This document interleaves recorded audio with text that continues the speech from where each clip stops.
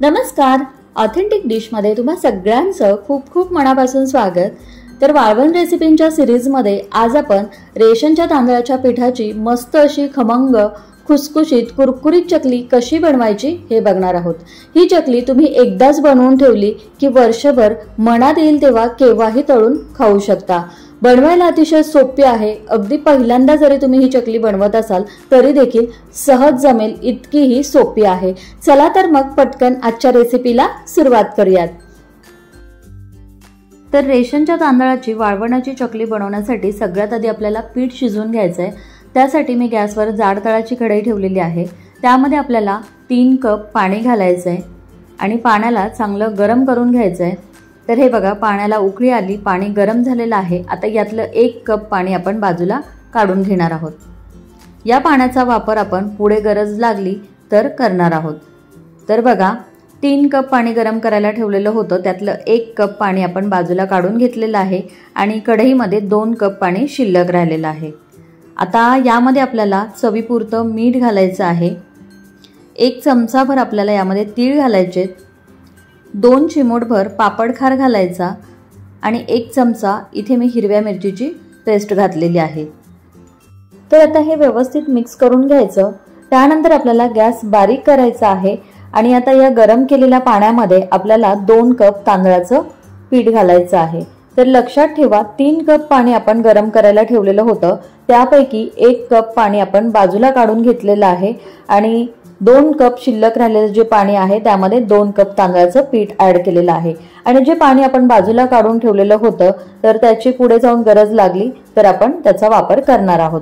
तर यामध्ये घातलेलं जे तांदळाचं पीठ आहे ते आता या पाण्यामध्ये अगदी व्यवस्थित आपल्याला मिक्स करायचं आहे. ही प्रोसेस करत असताना लक्षात ठेवा, गॅस आपल्याला बारीकच ठेवायचा आहे आणि मंद गॅसवरतीच आपल्याला हे पीठ पाण्यामध्ये व्यवस्थित मिक्स करून घ्यायचं आहे.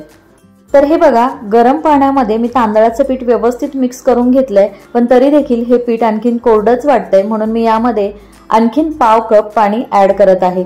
जे पाणी आपण अगोदर काढून ठेवलेलं होतं त्यापैकी पाव कप पाणी मी या पिठामध्ये घातलेलं आहे. लक्षात ठेवा, खूप जास्त पाणी आपल्याला यामध्ये घालायचं नाहीये, तर फक्त पाव कप पाणी आपल्याला या पिठामध्ये घालायचंय. 2 कप तांदळाच्या पिठासाठी इथे आपण 2.25 कप पाण्याचा वापर केलेला आहे. पाणी घालून पिठामध्ये व्यवस्थित मिक्स करून घेतलं. आता यावरती झाकण ठेवायचंय आणि आता या पिठाला आपल्याला 10 ते 12 मिनिटांसाठी मंद गॅसवरती वाफवून घ्यायचंय. पीठ वाफवून घेत असताना अधूनमधून यावरचं झाकण काढून पिठाला हलवून मिक्स करून घेत राहायचं, म्हणजे मग पीठ व्यवस्थित वाफवलं जातं आणि ते चांगलं शिजतं. हे तांदळाचं पीठ आपल्याला व्यवस्थित शिजवून घ्यायचंय, नाहीतर चकली पाडताना चकलीचे तुकडे पडू शकतात. आता गॅस मंदच ठेवायचा, कढईवरती झाकण ठेवायचं आणि 10 ते 12 मिनिटांसाठी पीठ आपल्याला चांगलं वाफवून घ्यायचंय. पीठ वाफवून घेत असताना अधूनमधून या पिठाला आपल्याला हलवून घ्यायचंय. तर हे बघा, 10 ते 12 मिनिटांनंतर पीठ जे आहे ते व्यवस्थित शिजलेलं आहे. पिठाला चांगलं वाफवून घेतलं की म्हणजे मग चकलीचे तुकडे पडत नाहीत. आणि तुम्ही इथे बघू शकता, या पिठापैकी थोडासा पिठाचा गोळा घेऊन जर बघितला तर तो हाताला अजिबात चिकटत नाही, याचा व्यवस्थित असा गोळा तयार होतो. याचाच अर्थ आपलं पीठ जे आहे ते व्यवस्थित शिजलंय. आता गॅस बंद करायचा आणि या पिठावरती आपल्याला थोड्या वेळासाठी झाकण ठेवायचंय. पीठ थोडंसं थंड झालं की मग आपल्याला हे दुसऱ्या एका बाउलमध्ये काढून घ्यायचंय. पीठ पूर्णपणे थंड झालेलं नाही, आणखीन पीठ गरम आहे. इथे बघा, मी हे थंड पाणी घेतलंय. हाताला थोडंसं थंड पाणी लावून घ्यायचं आणि त्यानंतर पिठाचा छान असा मऊसूत गोळा मळून घ्यायचा आहे. पीठ शिजवण्यासाठी आपण जे पाण्याचं प्रमाण घेतलेलं होतं ते अगदी व्यवस्थित असल्यामुळे इथे तुम्ही बघू शकता, हे तांदळाचं पीठ खूप जास्त पातळ किंवा अगदीच घट्टसर असं झालेलं नाहीये. त्यामुळे 2 कप तांदळाच्या पिठासाठी 2.25 कप पाणी पुरेसं आहे. तर हे बघा, पीठ आहे ना पूर्णपणे थंड झालेलं नाहीये, ते आणखीन गरमच आहे. त्यामुळे हाताला थोडं थोडं थंड पाणी लावत मी पिठाचा बघा अशा पद्धतीने गोळा मळून घेत आहे. तर हे बघा, पीठ आपलं व्यवस्थित शिजलेलं असल्यामुळे पिठाचा छान असा मऊसूत गोळा बनून तयार झालेला आहे. आणि चकली बनवण्यासाठी हे आपल्याला असंच पीठ हवं आहे. अशा पद्धतीने पीठ व्यवस्थित वाफवून घेतलं की म्हणजे मग चकलीचे अजिबात तुकडे पडत नाही. आता लगेचच आपण याच्या चकल्या बनवायला घेऊया. तर त्यासाठी इथे चकलीचा सोर्या घेतलेला आहे आणि यामध्ये ही चकलीची जी प्लेट आहे ती घालून घ्यायची आहे आणि त्यामध्ये आपल्याला हे जे मळून घेतलेलं पीठ आहे त्या पिठापैकी थोडंसं पीठ आपल्याला घ्यायचंय। तर त्यासाठी आपल्याला थोडंसं हाताला पाणी लावून घ्यायचं, म्हणजे मग पीठ हाताला चिकटत नाही।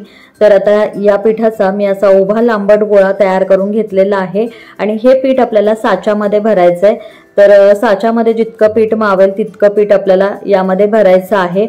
एअर गॅप मध्ये राहता कामा नये, नाहीतर चकली पाडताना तिचे तुकडे पडू शकतात। तर हे बघा असं दाबून दाबून साच्यामध्ये पीठ भरून घ्यायचंय आणि त्यानंतर आपल्याला साच्याचं झाकण लावून साचा बंद करून घ्यायचा आहे।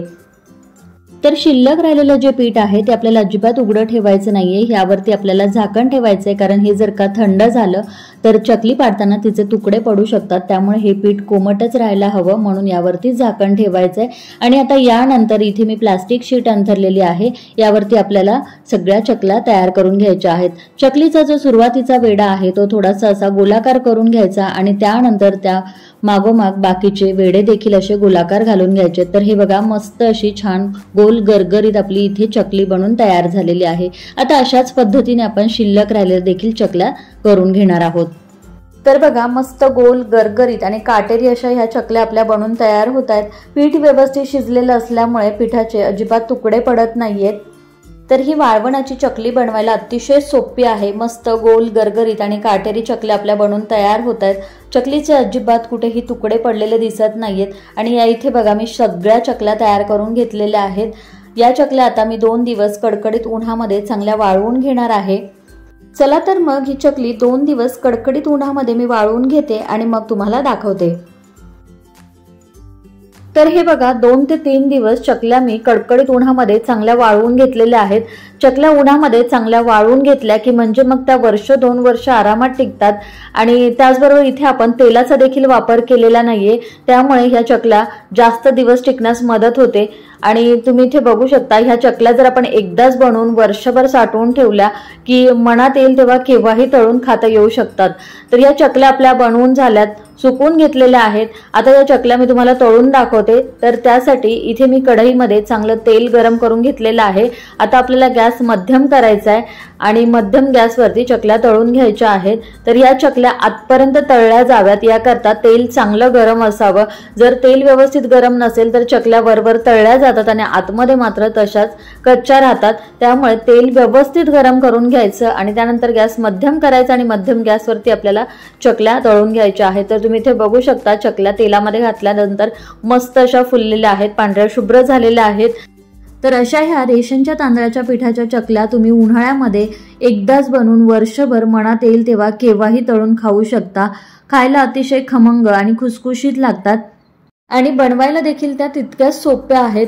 त्यामुळे पहिल्यांदा जरी तुम्ही ह्या चकल्या बनवत असाल तरी देखील सहज जमतील, इतक्या ह्या बनवायला सोप्या आहेत। तर हे बघा इथे मी काही चकल्या तळून घेतलेल्या आहेत। मस्त गोल गरगरीत आणि काटेरी चकल्या बनवून तयार झालेल्या आहेत।